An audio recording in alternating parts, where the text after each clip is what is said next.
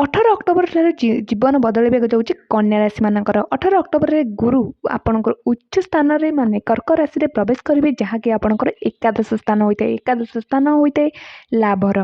ଆପଣ କ'ଣ କରିବେ ଏହି ସମୟରେ ଓ କେଉଁ କ୍ଷେତ୍ରରେ ଆପଣଙ୍କୁ ଲାଭ ହେବ, ଚାଲନ୍ତୁ ଏହି ଭିଡ଼ିଓରେ। ଦେବଗୁରୁ ବୃହସ୍ପତି, ଯାହାକି କନ୍ୟା ରାଶିର ଆପଣଙ୍କର ଚତୁର୍ଥ କିମ୍ବା ସପ୍ତମ ଭାବର ସ୍ୱାମୀ ଅଟନ୍ତି। ଏକାଦଶ ଭାବ ହୋଇଥାଏ ସମୃଦ୍ଧି ଓ ଲାଭର। ଏହି ସ୍ଥାନରେ ଆସିଯାଉଛନ୍ତି ବୃହସ୍ପତି ଦେବ, ତ ସେ ଆପଣଙ୍କ ଭାଗ୍ୟରେ ବୃଦ୍ଧି କରିବେ, ସାମାଜିକ ମାନ ସମ୍ମାନ ବଢ଼ାଇବେ, ମିତ୍ର ଓ ଆପଣଙ୍କର ଚିନ୍ତାଧାରାରେ ପରିବର୍ତ୍ତନ ଆଣିବେ ଓ ଆପଣଙ୍କୁ ଆଧ୍ୟାତ୍ମିକତା ଆଡ଼କୁ ନେଇଯିବେ। ଏହି ସମୟରେ ଆପଣଙ୍କର ପାରିବାରିକ ଭାବ ମଧ୍ୟ ବହୁତ ସକାରାତ୍ମକ ରେଜଲ୍ଟ ଦେବ। ଗୁରୁଦେବଙ୍କର ଦୃଷ୍ଟି ତୃତୀୟ, ପଞ୍ଚମ ଓ ସପ୍ତମ ଭାବରେ ରହୁଛି, ତ ବ୍ୟକ୍ତିଙ୍କର ସମ୍ବୋଧ ସୁଧାର ଆସିବ।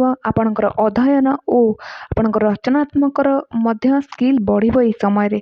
ତ ଗୁରୁଙ୍କର ଶାନଦାର ରେଜଲ୍ଟ ହେଉଛି ଆପଣଙ୍କର ସବୁଠୁ ବଡ଼ ସଫଳତା ଆପଣ କ୍ୟାରିୟରରେ ପାଇବେ। ଗୁରୁଦେବ ଏକାଦଶ ଭାବରେ ଗୋଚର କରି କ୍ୟାରିୟରରେ ବଡ଼ ସଫଳତା ଦେବେ, ମାନ୍ୟତା ପାଇବେ ଆପଣ ଓ ମାନ୍ୟତାର ଅବସର ମଧ୍ୟ ପାଇବେ।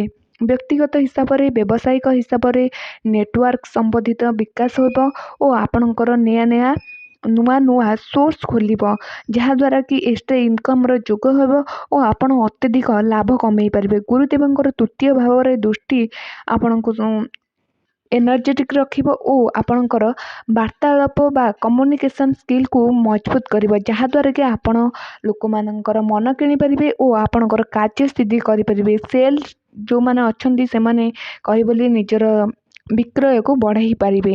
ତ ଏହି ସମୟରେ ଆପଣଙ୍କର କ୍ୟାରିୟର ପାଇଁ ବହୁତ ଭଲ ସମୟ ରହୁଛି। ଆପଣଙ୍କର ପାରିବାରିକ କ୍ଷେତ୍ରରେ, ଆପଣଙ୍କର ସମ୍ପର୍କରେ, ଆପଣଙ୍କ ସ୍ୱାସ୍ଥ୍ୟରେ ମଧ୍ୟ ଏହି ସମୟରେ ସୁଧାର ଆସିବ ଓ ବହୁତ କିଛି ବେନିଫିଟ୍ ପାଉଛନ୍ତି। ଶିକ୍ଷା କ୍ଷେତ୍ରରେ ଷ୍ଟୁଡେଣ୍ଟମାନଙ୍କ ପାଇଁ ତ ଏହାଠାରୁ ଭଲ ସମୟ ଆଉ ଆସିବ ନାହିଁ। ଆପଣ ଏହି ସମୟରେ ଡବଲ ମେହନତ କରନ୍ତୁ, ଡବଲ ଫଳ ପାଆନ୍ତୁ। ଯେଉଁ ସମୟରେ ଭାଗ୍ୟ ସାଥ ଦେଉଛି ନା, ସେଠି ଆପଣ 2 ଗୁଣିତ ପରିଶ୍ରମ କରନ୍ତୁ ଓ 4 ଗୁଣିତ ଫଳ ପାଆନ୍ତୁ। ଜାଣିଛନ୍ତି ସବୁବେଳେ ଭାଗ୍ୟ ସାଥ ଦେଇନଥାଏ, ତ ଏବେ ଆପଣମାନଙ୍କ ପାଇଁ ବହୁତ ଭଲ ସମୟ ଅଛି। ତ ଏହି ସମୟରେ ଆପଣ ଏହାର ଲାଭ ଉଠାନ୍ତୁ।